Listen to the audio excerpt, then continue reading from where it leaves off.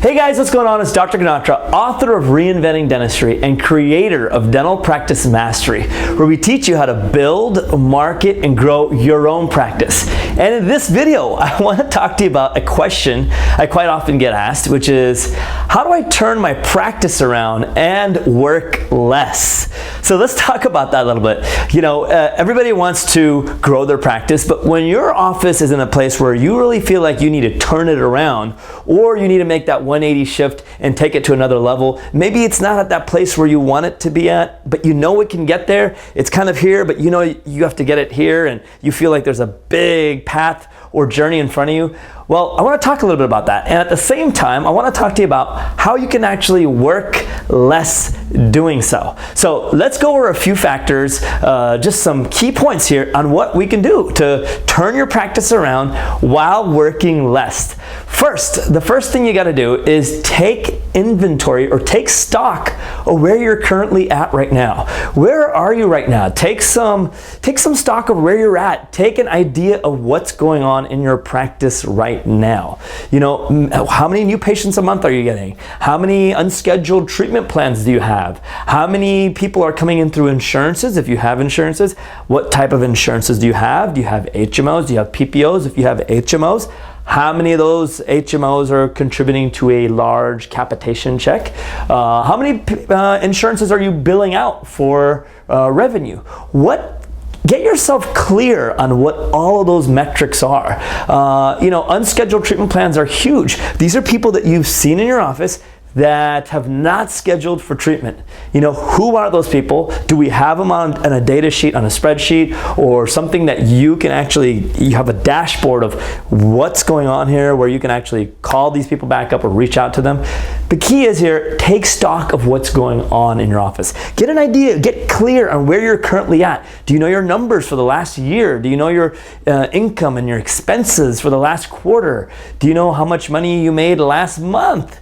You know, this is very important. Most doctors, when they're so busy running from chair to chair, from patient to patient, you don't always get an idea to dig your mind and your hands into the numbers and the business of what we do, right? So take stock of that. Also, along with that, kind of connect with your team. Recalibrate your relationship with your team. See what's going on with them. Where are they in the whole process? Ask them what their sentiment is. How are they feeling while you are working? Because you're going to be working in the chair and they're going to be up front or assisting you. And sometimes there's just not a lot of time to connect with them and really get that emotional play of how they're feeling, right? So take kind of an emotional gauge of what's going on with your team, because your team is really as important as you are, right? You can't run this yourself. So this one really goes out to you as the dentist. What's going on here, right? So take an idea and get stock or take inventory of where you're at right now.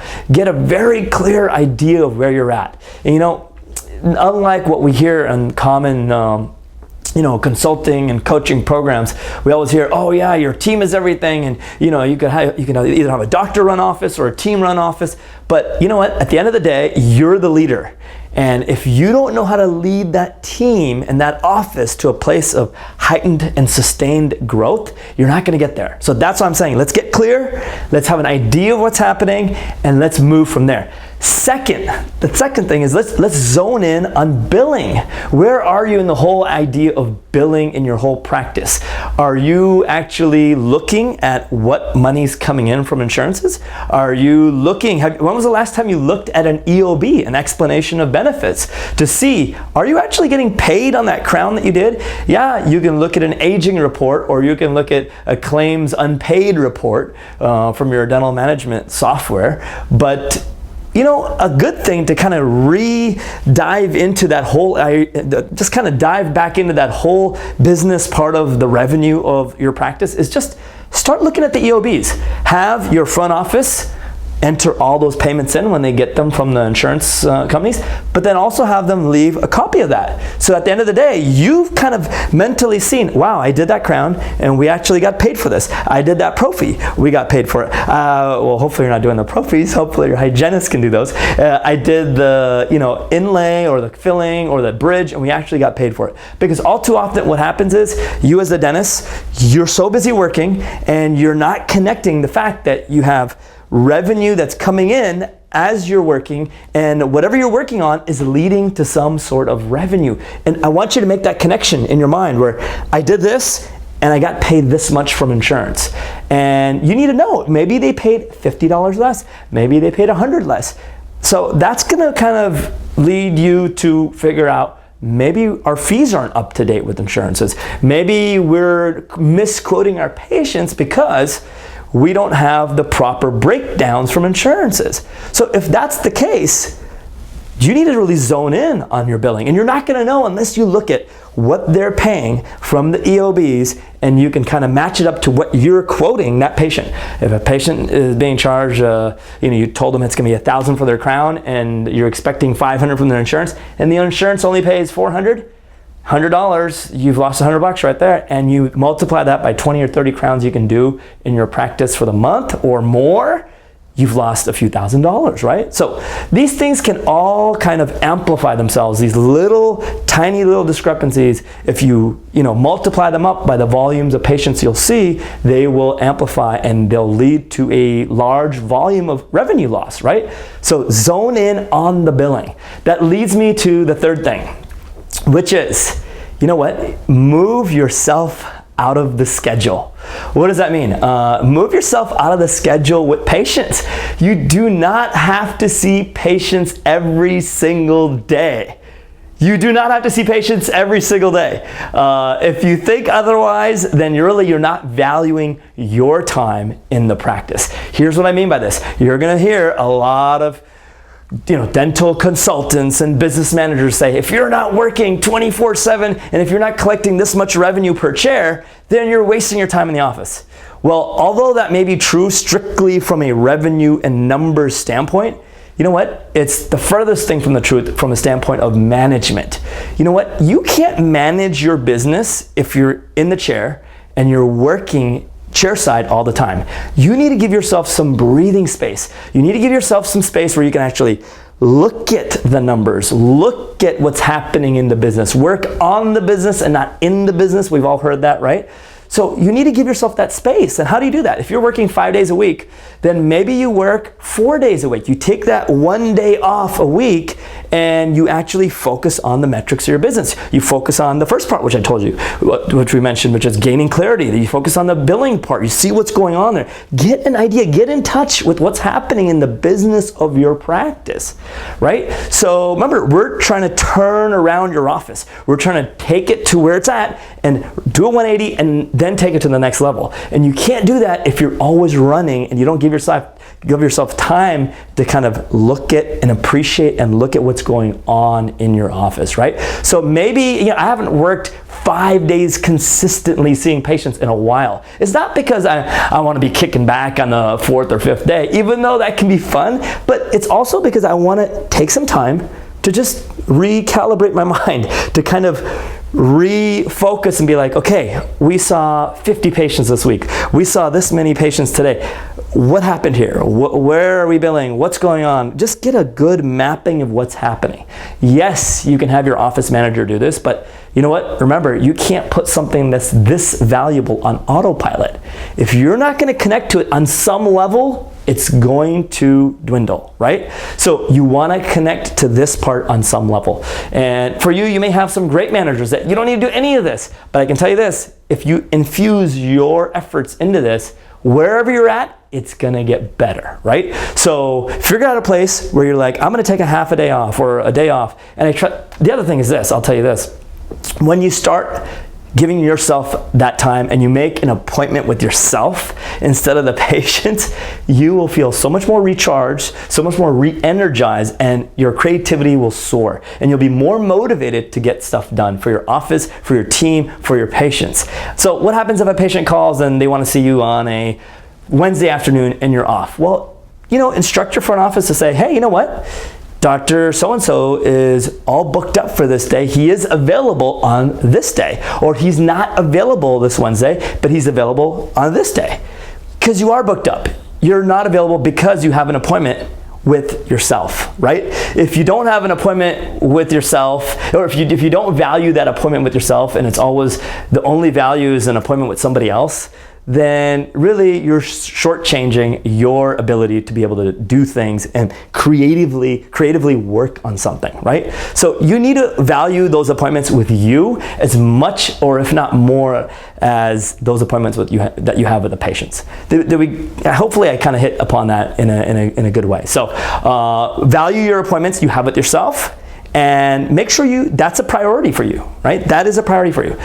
Fourth, after you give yourself some of that time, what you're also going to do with that time now that you have is infuse or integrate specialties in your practice. So what do I mean by that? You could track how many patients you're referring out for endo, for oral surgery, for perio, for ortho. How many are you referring out to all these specialties?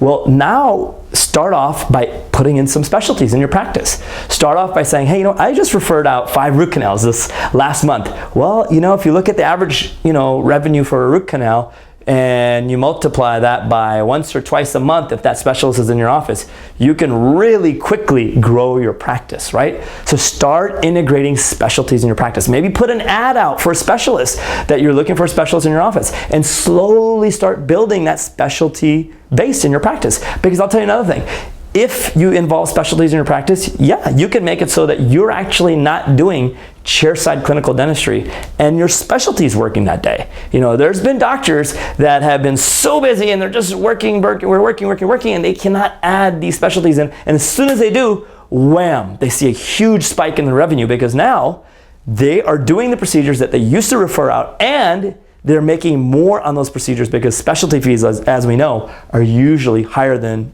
general dentistry fees, right? So we want to make sure that you're adding those specialties in your practice.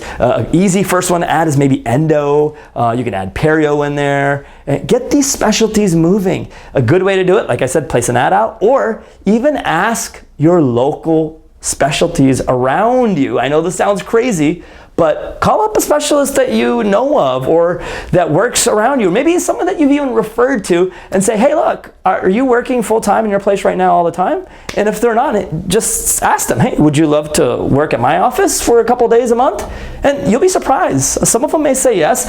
Or if they don't say yes, they may say, hey, you know what? Obviously, I can't work there because I work over here, but I have a friend or a spouse that would love to work with you, and I know your patients because you've sent them to our office, and you know what? Here's a referral for you. So they may refer you specialties that you may be able to integrate in your practice, right? So that's the fourth thing. Add specialties. Get that going. That's going to help turn your practice around. It's going to create a huge spike in revenue as well.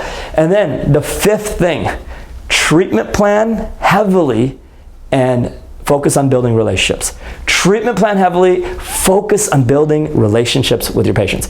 Every time you do a treatment plan with the patient, you're automatically engaged in a relationship with them. Think about it that way. If you're going to treatment plan someone and you're going to tell them they need A, B, or C done, you are automatically engaged in that relationship with them. And if you think about it that way, then you know that, hey, you know what? I told John to get a crown and a filling, a deep cleaning. You automatically know, hey, the buck doesn't stop there. I need to follow up with them. I need to kind of encourage and build and create that rapport between us. Even if they're not going to do the work today, they're going to get it done. They need it. If you treatment plan it ethically and accurately, they're going to get it done. But it's all going to depend on your relationship and how much of that relationship is adding that value to that patient, right? So focus on creating that relationship with them. Right when you treatment plan heavily means put down the treatment in the chart. If you want to do more veneers, treatment plan, diagnose veneers. If you want to do more Invisalign, treatment plan, diagnose Invisalign. Even if that patient is not ready for treatment, if they need those things, put them in their chart. And then when you follow up with them, whether through an email or phone call, a card, anything that you or your front office does for a follow-up, you're constantly building that relationship. The biggest and the most successful companies in the world are built on what we call a database, right? Think about it. Facebook, YouTube, WhatsApp, Instagram. What do these companies have? It's not always revenue, especially if you look at something like WhatsApp. It's based on a user base, a database. What do we have as dentists? We have a user base. We have a database. A user base meaning they use our services. A database meaning that we have a list of all these patients that have already been to our office and we've seen them face to face. So we have the most intimate, personal, professional relationship with these people that come into our practice. And I say intimate because, you know what, when you're treating someone and you are one-to-one with them and you're talking about their health, that's a very private thing. That's something that you shouldn't take lightly. That's something that is a personal thing. So you have that connection, that bond with that patient. And you know what? Honor that, and also infuse that relationship into that bond, you know? Really get to know that patient and follow up. Follow up. If you're building this database, this patient roster, you know what? If they need treatment, what are you going to do? Are you going to be calling them? Are you sending them an email after you see them? Are you reaching out to them on their birthdays? There's automated softwares out there that can do some of this, which is great. But also, I like to get very raw and, maybe send them an email based on what we spoke about. Maybe just reach out to them. Maybe send them a thank you card. Maybe they're getting a procedure done. Send them a get well card. Build the relationship. As soon as you build a relationship, that treatment is tied right to it because you diagnose the treatment. And as soon as you diagnose the treatment, in your mind, you know that, hey, this treatment means now it's start time for me to build a relationship with that patient, right? So if you focus on diagnosing heavily, which means that whatever they need, put it in their chart, and then the next few months or next few weeks, whatever it is, start building that relationship with them. Start reaching out to them. Start, I'm not saying harass them through phone calls and emails, but really make them feel like you care and just follow up, do a follow-up on all new patients, whether it's through email or a phone call, whether it's checking on them after a procedure. Those things are important. Have that in your mind and something will come up as far as what you'll be able to do to really encourage that bond with you and that patient. And you know what? If you do these 5 things, which is get clarity, focus on the billing, take some time out for yourself so you can work on the business and not just add specialties in your practice, and diagnose and treatment plan heavily and accurately, and build that relationship with that treatment planning. Trust me, if you do that and you focus on those 5 things, your practice will turn around faster than any other type of marketing can get it to move to a different place. It's going to just go to another level, and before you know it, you will be busier, generating more revenue, and having more of an impact with your patients that love your services faster than you can think. So I hope this helps, and I hope you use these things and integrate them into your practice, and we'll see you in the next video. Thanks for watching.